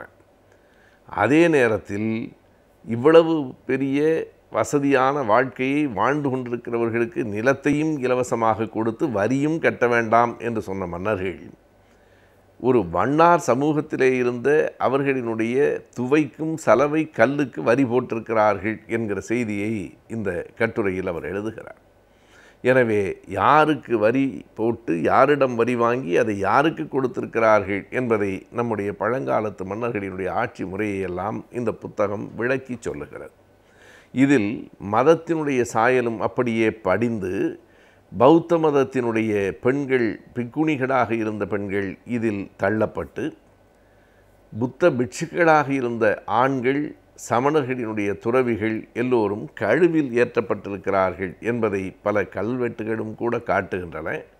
டான் அசோக் சொல்லுகிறார், அது தொடர்பான சித்திரங்கள் மதுரை மீனாட்சி அம்மன் கோயில் வரைக்கும் இருக்கிறது என்று கூறுகிறார்.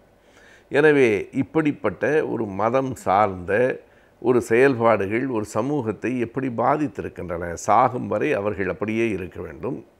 ஆனால் சாகும் வரை வயதானதற்கு பிறகு யார் அவர்களை ஏற்பார்கள், யார் அவர்களை விரும்புவார்கள்?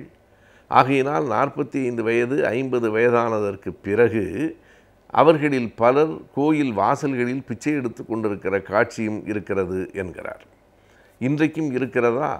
இன்றைக்கும் அப்படி அறிவிக்கப்பட்டே எல்லா சட்டங்களையும் மீறி அது இன்றைக்கும் தென்னிந்தியாவில், ஆந்திராவில் இருக்கிறது, கேரளாவில் இருக்கிறது. ஆனால் தமிழகத்தில் இல்லை.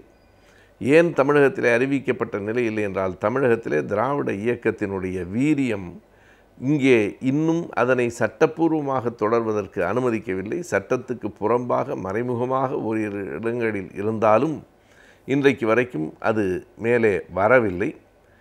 நாம் நன்றாக அறிவோம், தமிழகத்திலே அதற்காக நடந்த போராட்டம் தந்தை பெரியார் அவர்களின் பின்னணியில் மூவலூர் ராமாமிர்தத்தம்மையார் அவர்கள் முன்னெடுத்து நடத்திய போராட்டம் 1947ஆம் ஆண்டு அதனை சட்டமாகவே இயற்ற வேண்டிய கட்டாயத்திற்கு கொண்டு வந்தது. சட்டப்படி தேவதாசி முறை இன்றைக்கு ஒழிக்கப்பட்டு விட்டது என்றாலும் மறைமுகமாக தென்னிந்தியாவிலும் வட இந்தியாவில் சில இடங்களிலும் இருக்கின்றன. குறிப்பாக கர்நாடகத்தில் எல்லம்மா கோயிலுக்கு இப்போதும் நேர்ந்து விடுகிற பழக்கம், பெண்களை நேர்ந்து விடுகிற தேவதாசிகளாக அனுப்புகிற பழக்கம் இருக்கவே செய்கிறது. அறவே இது ஒழிக்கப்பட வேண்டும் என்று தன் கருத்தை வலிமையாக தனக்கே உள்ள அழகிய நடையில் டான் அசோக் கட்டுரையில் எழுதியிருக்கிறார். அறிவியலின் முன்னேற்றம், தொழில்நுட்பத்தின் வளர்ச்சி, இவைகளை பொறுத்துதான் ஒரு நாட்டின் பொருளாதாரம் அமைகிறது. அந்த வகையில் அறிவியலின் முன்னேற்றத்தை பற்றியும் தொழில்நுட்பத்தின் வளர்ச்சியை பற்றியும் தற்போது அறிந்து கொள்ளலாம். நிகழ்ச்சியில் அடுத்த பகுதியாக வரவிருப்பது ஆலோசனை நேரத்தில் அறிவியல் மற்றும் தொழில்நுட்பம்.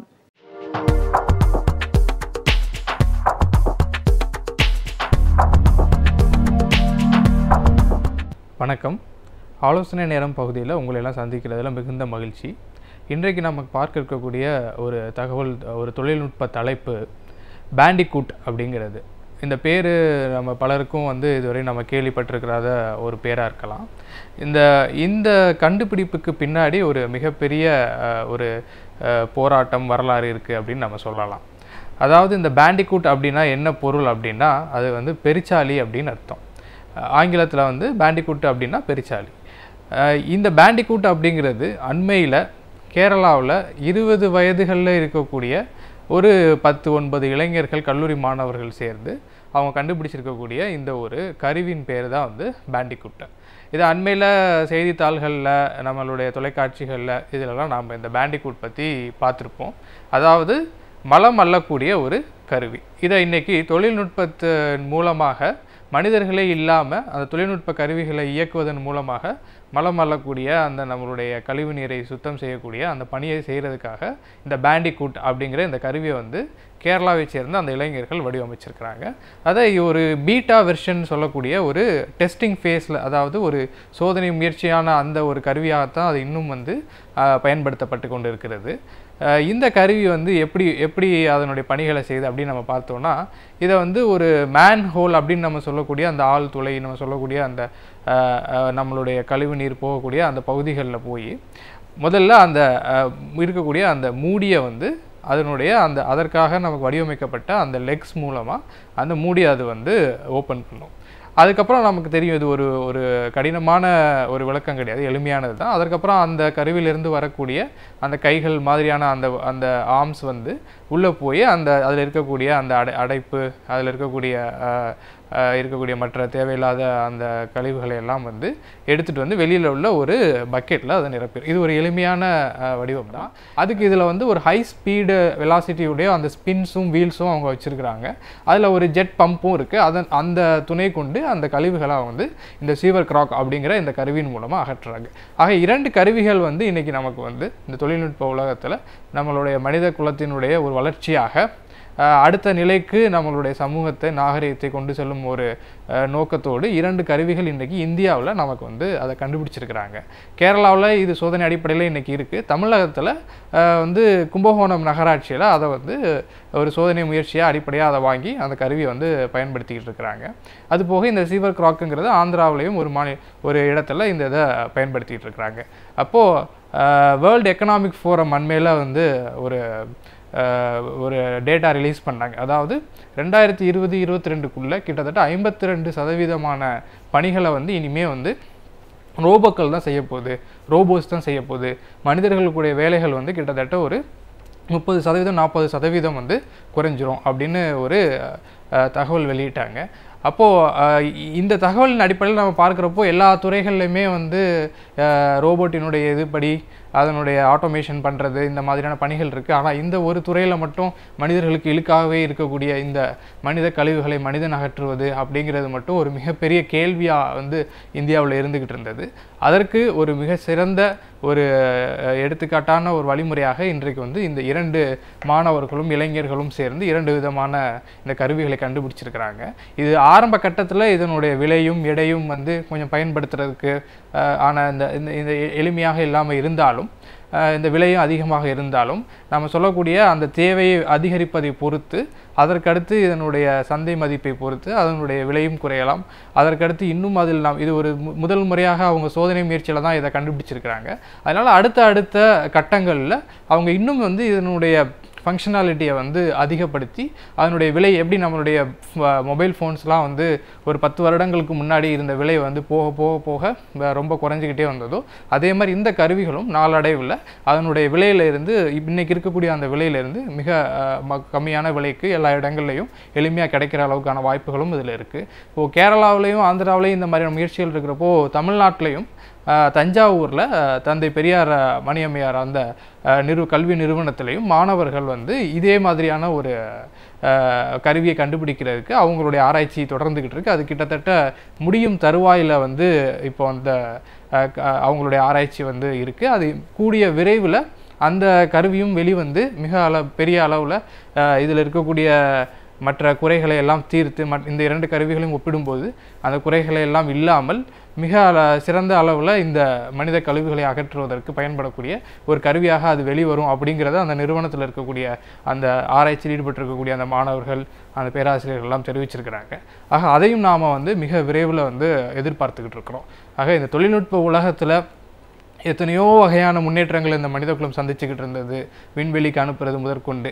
அப்போது விண்வெளிக்கு அனுப்பக்கூடிய வீரர்கள் அனுப்பக்கூடிய தொழில்நுட்பம்லாம் இருக்கிறப்போ பூமிக்கு அடியில் ஒரு மேன் ஹோல்னு சொல்லக்கூடிய ஒரு சிறிய துளைக்குள்ளே வந்து போய் ஒரு கழிவுகள் அகற்ற முடியாத ஒரு நிலை தான் இத்தனை நாளும் இருந்துக்கிட்டு இருந்தது. இன்றைக்கு அந்த குறைகளை எல்லாம் போக்கும் வண்ணமாக நம்மளுடைய மாணவர்கள், இளைய சமுதாயத்தினர் இந்த தொழில்நுட்பத்தை பயன்படுத்தி ஒரு மிகச்சிறந்த வழியை வந்து இந்த சமூகத்திற்கு கொடுத்துருக்குறாங்க. இதை அரசாங்கம் உடனடியாக எந்தெந்த முறைகளெல்லாம் இந்த கருவிகளை வாங்கி பயன்படுத்தி அந்த தொழில் செய்யக்கூடிய அந்த குறிப்பிட்ட சமூகத்தினருக்கு அதை மாற்று தொழில் அவங்களுக்கு கொடுத்துட்டு இந்த மாதிரியான ரோபோட்ஸை வந்து இந்த பணிகளுக்கு செய்ய முடியும் அப்படிங்கிற அந்த ஃபீஸிபிலிட்டின்னு சொல்லக்கூடிய அதற்கு எவ்வளவு சாத்தியக்கூறு இருக்கிறது அப்படிங்கிறத உடனடியாக பல குழுக்களை அமைத்து ஆய்வு செய்து விரைவில் இந்த பணிகளுக்கு இந்த மாதிரியான மிஷின்ஸை, இந்த மாதிரியான கருவிகளை கொண்டு வர வேண்டும் என்று இந்த நிகழ்ச்சியின் மூலமாக நாம் கேட்டுக்கொள்ளலாம். மேலும் அந்த பேண்டிகூட், சீவர் கிராக்குங்கிற அந்த 2 அருமையான தொழில்நுட்ப கருவிகளை கண்டுபிடித்து அளித்திருக்கக்கூடிய அந்த ஆய்வு மாணவர்களுக்கு நம்மளுடைய நன்றி, மனித குலத்தின் சார்பாக நம்முடைய நன்றியை நாம் தெரிவித்துக் கொள்ளலாம். விரைவில் தமிழகத்திலிருந்து பெரியார் மணியம்மை கல்வி நிறுவனத்திலிருந்தும் அந்த கருவியை நாம் எதிர்பார்க்கலாம். நன்றி. மீண்டும் அடுத்த நிகழ்ச்சியில் இன்னொரு நல்ல தலைப்புடன் உங்களை சந்திக்கிறேன். வணக்கம். நம் சுற்றுச்சூழல் தூய்மையாக இருந்தால்தான் சமூகம் சிறப்பாக இருக்கும். சுற்றுச்சூழலை எவ்வாறு தூய்மையாக பாதுகாத்துக் கொள்ளலாம், மாசுபடாமல் காக்கலாம் என்பதை பற்றி டாக்டர் வின்சென்ட் அவர்கள் இன்றைக்கும் நம்மிடையே பகிர்ந்து கொள்ள வந்திருக்கிறார். அவற்றை கவனிக்கலாம். நிகழ்ச்சியில் நிறைவு பகுதியாக வரவிருப்பது சுற்றுச்சூழல்.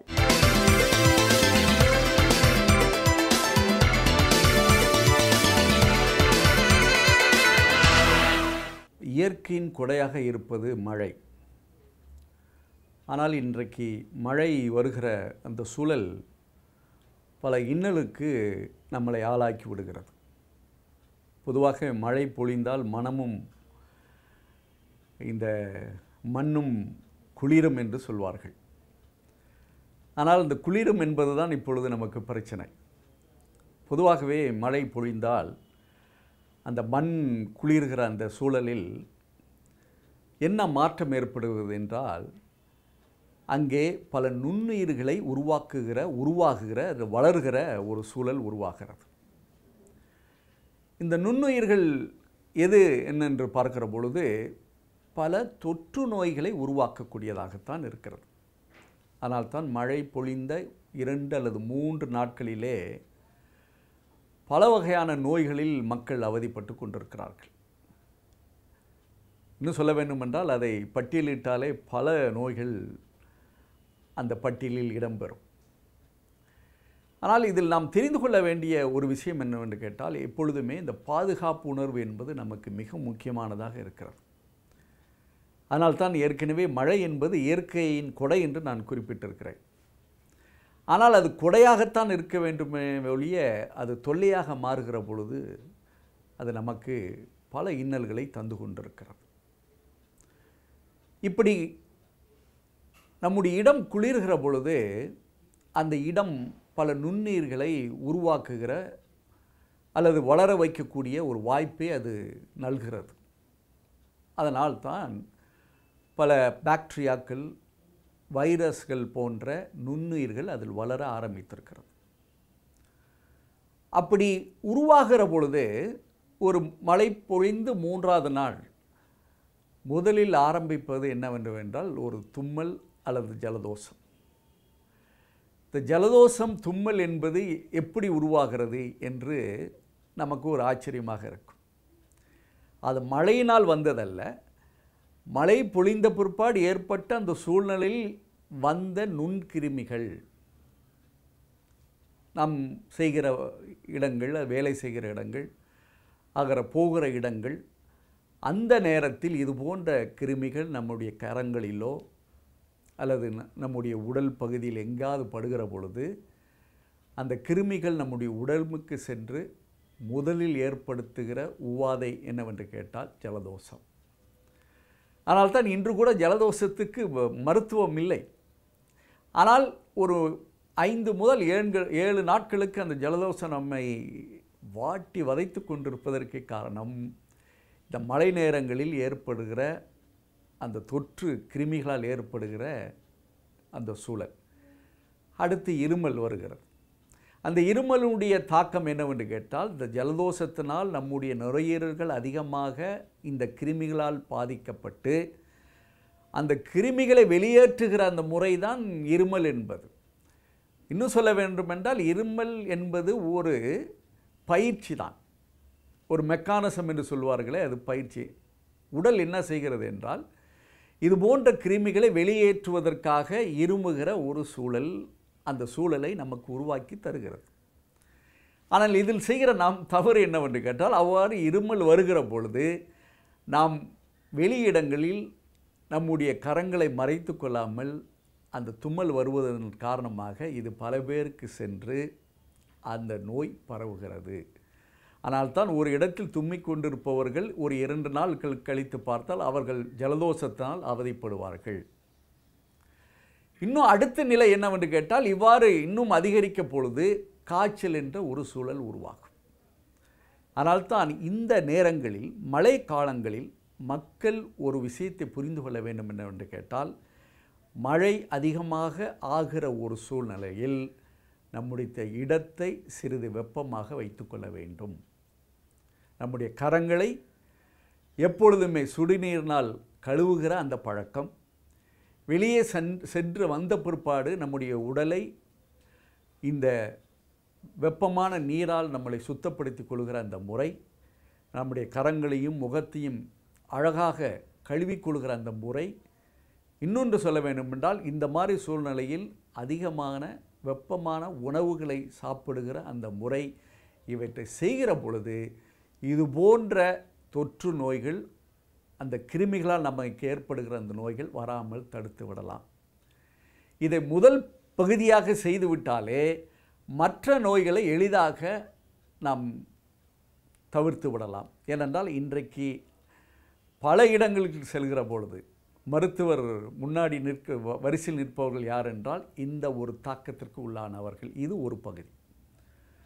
அடுத்து, ஏற்கனவே நான் பலமுறை குறிப்பிட்டது போல, இன்றைக்கு நம்முடைய சுற்றுச்சூழல் எந்த அளவிற்கு பாழடைந்திருக்கிறது என்பதை அடிப்படையாக வைத்தான் இந்த மாதிரி மழை நீர் வருகிற பொழுது அந்த இடம் எந்த அளவுக்கு அசுத்தமாகி அது குடிநீரில் கலந்து நாம் குடிக்கின்ற பொழுது முதலாவதாக வயிற்றுப்போக்குன்ற அந்த நோய் வருகிறது. இன்னும் சொல்ல வேண்டுமென்றால், இந்த வயிற்றுப்போக்கு எப்படி உருவாகிறது என்றால் ஈகோலை என்று சொல்லப்படுகிற அந்த கிருமியினால் வருகிறது. ஆனால் அது நாளடைவில் நாம் அதை சரியான முறையில் நாம் பராமரித்து கொள்ளவில்லை என்றால் அந்த ஈகோலை என்பது இன்னொரு நோயை உருவாக்க, அதுதான் காலரா என்று சொல்கிறோம். இன்று கூட காலராவை நாம் ஒழித்து விட்டோம் என்று சொன்னால் கூட எத்தனையோ பேர் இன்று கூட வயிற்றுப்போக்கால் இருந்து கொண்டிருக்கிறார்கள். ஏனென்றால் உடம்பில் உள்ள நீரெல்லாம் எடுத்து விடுகிற ஒரு முறை தான் இந்த வயிற்றுப்போக்கு. ஏனென்றால் இன்றைக்கி நம்முடைய செல்களுக்கு, பல லட்சமான செல்களுக்கு தேவையானது இந்த நீர். ஆனால் இந்த வயிற்றுப்போக்கு, இந்த காலரா போன்ற நோய்கள் வருகிற பொழுது என்ன ஆகிறது என்றால் நம்முடைய உடம்பில் இருக்கிற அனைத்து நீரையும் எடுத்து விடுகிற அந்த கிருமி, இந்த ஈகோலை என்று சொல்லப்படுகிற அந்த கிருமி. ஆனால் தான் அத்தகைய சூழ்நிலையில் கூட நாம் குறிப்பிடுவது என்னவென்றால் நீரை காய்ச்சி குடிக்கிற அந்த முறை.